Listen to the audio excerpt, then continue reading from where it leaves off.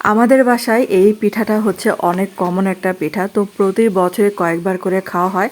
আর অবশ্যই কিন্তু মার হাতে, তো আমি কিন্তু এটা এক্সপার্ট না বানাতে, মানে এত বেশি পারি না, তো মা কিন্তু এক হাতে অনেকগুলো পিঠা বানাতে পারে। আসসালামু আলাইকুম সবাইকে। আর এই পিঠা খাওয়ার আবদার করেছিলাম আমার মাকে, তো আমার মা কিন্তু এই যে বানিয়ে দিল। আমার মায়ের মানে অসুস্থ থাকাকালীন মানে এই পিঠাটা বানিয়ে খাওয়ালো, এত মানে ভালো লাগে পিঠাটা। আর এই পিঠাটা মানে অনেক দেশের আর কি অনেক কমন একটা পিঠা। আর এই পিঠা বানাতে ভেজা চালের গুঁড়াটা লাগে, মানে চালটাকে ভিজিয়ে রাখে 1 ঘন্টা বা আধা ঘন্টার জন্য, তারপর এটা গুঁড়ো করতে দেয় মেশিনে।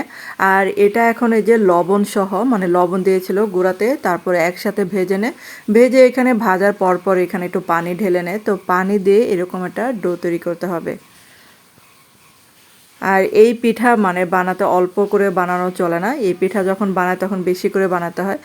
তবু এটা কিন্তু অল্প করে বানিয়েছিল, আরও কিন্তু বেশি করে বানায় আমার মা। তো আমার মা অসুস্থ যেহেতু এত পিঠা আজকে মানে তেমন বানাতে পারেনি। আর এই পিঠা মানে এত সহজে বানিয়ে ফেলে, আর আমি এত মানে পারি না এই পিঠা বানাতে। আর এই যে দেখেন কত সহজে যে বানিয়ে ফেললো।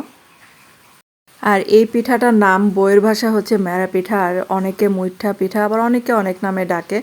আর এই যে দেখেন, তো আমি এই মুইঠা পিঠাই মানে বলি আর কি। আর এই পিঠা মানে বিভিন্ন ভর্তা দিয়ে খেতে ভালো লাগে, তারপর হচ্ছে খেজুরের গুড় দিয়ে ভালো লাগে।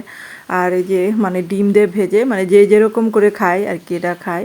আর আমাদের দেশে এই পিঠাটা মানে বেগুন ভর্তা হলে আর কিছুই লাগে না, এত মানে পছন্দ করে বেগুন ভর্তা দিয়ে এই পিঠা খেতে। আবার অনেকে শুটকি ভর্তা, অনেকে খেজুরের গুড় দিয়ে খেতে মানে বেশি পছন্দ করে। আর এই যে ঢাকনাটা মনে হচ্ছিল যে হবে না, মানে ভাপ বের হচ্ছিল, তারপরে যে এটা বাটি নিলাম। আর এই যে পিঠাটা হয়ে গেছে। আর এই পিঠা বানাতে মানে বেশি করে বানালে একটা বড় মানে মাটির হাঁড়ি ব্যবহার করে, তো আজকে ওই পরিমাণে বানায় নাই, তার জন্য কিন্তু মানে এই যে এই স্ট্রেনারে মানে পিঠাটা আর কি সিদ্ধ করে নিয়েছে। আবার অনেকে কিন্তু পানির মধ্যে সিদ্ধ করে এই পিঠাটা বানায়।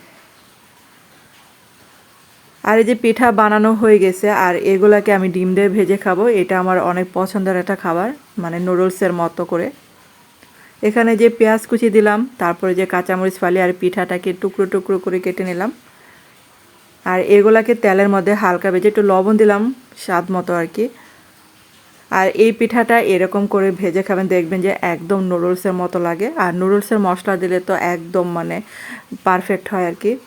তো আমি এখানে একটা ডিম দিয়ে দিলাম, আর ডিম দিয়ে পিঠাটা ভেজে নিচ্ছে। আর এভাবেও করে খেয়ে দেখবেন যারা খান না আর কি, এভাবে এত মজার হয়। আর এই পিঠাটা যখন বানাই তখন আমি ডিম দিয়ে ভেজে খাই, আবার বেগুন ভর্তা দিয়েও খাই, তো এই দুইভাবে আমার বেশি করে খাওয়া হয়। আর এই যে দেখেন একসাথে ডিম দিয়ে ভেজে নিলাম। আর এটা ভাজার সময় অনেকটা তুলতুলে সফট হয়, খেতে অনেক অনেক মজার। আর এই যে ডিম দিয়ে ভেজে এখন হচ্ছে খাওয়ার পালা। তো ধন্যবাদ সবাইকে এতক্ষণ আমার ভিডিওটা দেখার জন্য।